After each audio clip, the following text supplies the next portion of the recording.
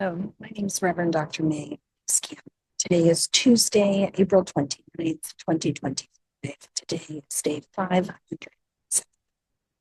Currently on a train from New York City back to Washington, D.C. I spent 2 days in New York meeting with Egyptian leaders, political leaders, some leaders at the United Nations today to talk about what types of things can be done to stop the atrocities in Gaza, to stop the in the Middle East. Here's an update of the news from the past 24 hours. Gaza, I've been counting for 570 days, and I lose track. I lose track of how many days. And I wanted to be sure to highlight this piece from the Associated Press and to use this data. And our most recent, I encourage you to use this data, and our most recent humanitarian snapshot, it's the 11th one. I would encourage you to use this update to write to your senators, write to your elected officials, write op-eds, use the data from this update, these updates from the humanitarian snapshot. You can find that on our website at cmep.org. Write op-eds to talk about what's happening to your local leader.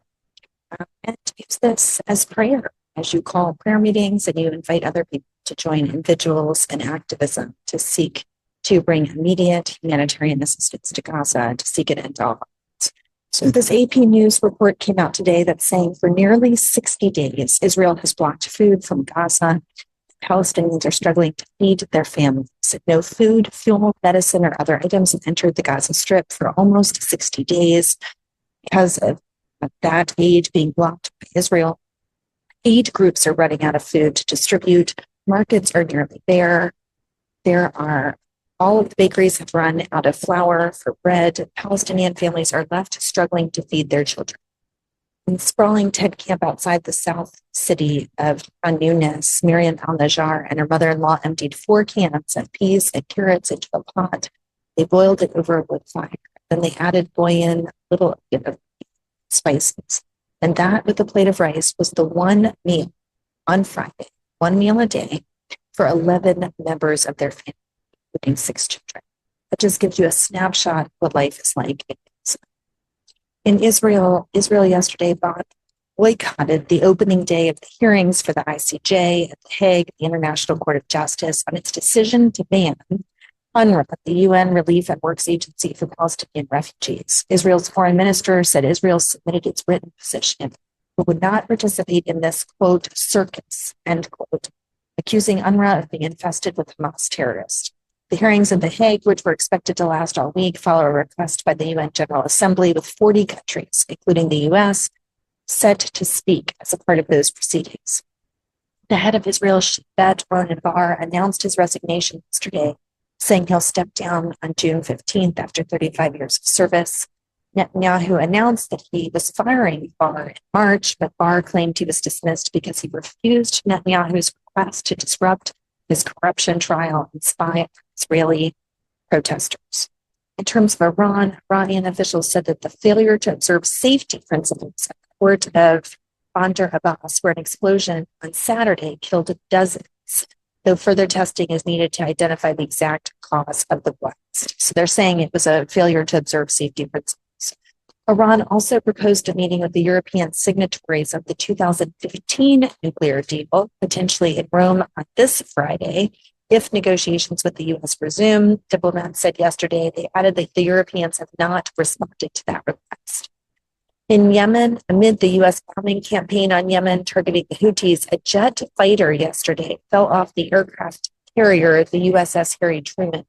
It sank when the ship made a hard turn, defense officials said.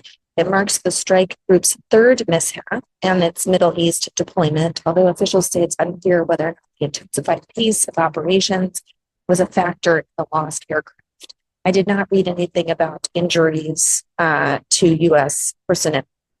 Speaking of the DoD, House Republicans unveiled a bill that proposes a $150 billion increase to Pentagon spending, which would bring the defense budget for this year, fiscal year 25, to over $1 trillion. If approved, the legislation developed by the House and Senate Armed Services Committee allocates $25 billion for Trump's unproposed Golden Dome missile defense project. a system designed to shield the entire continental U.S. from advanced missile threats. The new head of the Justice and Civil Rights Division has been redirecting staff to focus on combating anti-Semitism, anti-Christian bias, and what she terms, quote, woke ideology, prompting the departure of about half of the division's lawyers in recent weeks. The division revised the mission statements to shift focus away from addressing racial discrimination towards opposing diversity initiatives. Hundreds of lawyers and their staff are leaving the division en masse. Hundreds of lawyers and staff members are leaving the division en masse, with section chiefs who've been responsible for cases involving police brutality, disability rights, and voting rights being reassigned to roles outside of their areas of legal expertise. A number of Republicans have said that President Trump is going too far. The direct quote is a sizable chunk of Republicans, about 1/4 of Republicans and Republican-leaning independents say that. This is just those who are willing to articulate it. About 40% said a president shouldn't be able to deport legal migrants who criticize Israel, which again, Trump has done. Harvard has promised that they are going to change after reports on both the anti-Semitism and Islamophobia just came to the public. There are hundreds of pages of two reports that come at a difficult time for the university. It's suing the Trump administration for federal funding cuts. Harvard Task Force released a scathing account of the university earlier this week, on Tuesday, finding that anti-Semitism had infiltrated coursework, social life, and the hiring of some faculty members and the worldview of certain academic programs. A separate report on anti-Arab, anti-Muslim, and anti-Palestinian bias on campus, also released on Tuesday, found widespread discomfort and alienation among students as well. 92% of Muslim survey respondents say they believe they would face an academic or professional penalty for expressing political opinions. And surprise, surprise, this is what we were saying all along in October 2023 and since, but a report just was released. Drop News is where I saw it, the Drop News site. The report is saying that Biden officials admit that they never pressured Israel for a ceasefire, as Israeli leaders boasted of playing Washington. There was a sweeping investigation by Israeli Channel 13 News that exposed the Biden administration's complicity in Israel's 19-month war on Gaza. 9 Biden officials acknowledged avoiding to really pressure Israel, even as the death toll surpassed 30,000. Israeli leaders openly bragged that they dragged out the war, playing for time till Donald Trump's return. Former National Security Advisor Jake Sullivan, Ambassador Tom Nides, and others defended their unwavering support of Israel, even as they admitted enabling a campaign that one U.S. aide described as, quote, killing and destroying for the sake of killing and destroying, end quote. So the report is quite significant. It's saying, again, that Biden officials never pressured Israel. I really would encourage you to take a look at it. I found it translated.